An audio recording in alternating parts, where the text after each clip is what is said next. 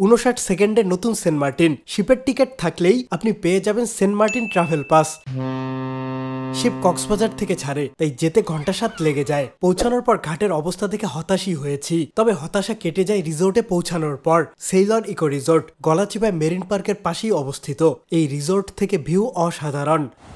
একটা বিশাল দলবল নিয়ে গিয়েছিলাম, সো রিসোর্টের 6টি রুমই ছিল আমাদের দখলে। রিসোর্টের সামনে দৃষ্টিনন্দন বিচ আর রিসোর্টের বিভিন্ন জায়গায় আড্ডা দিতেই 2 দিন চলে গেছে। খুব বেশি বাইরে যাওয়ার প্রয়োজন পড়েনি। রিসোর্টেই ব্রেকফাস্ট করেছি, দুপুরে মনের মতো খেয়েছি, রাতে সামুদ্রিক মাছের বারবিকিউ করেছি।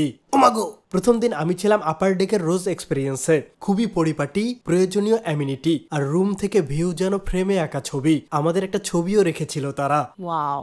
বারান্দায় একটা দোলনাও ছিল। দ্য হানিমুন সুইটে ছিলাম দ্বিতীয় দিন। এই রুমটাও দারুণ, সমুদ্রের একদম কাছে।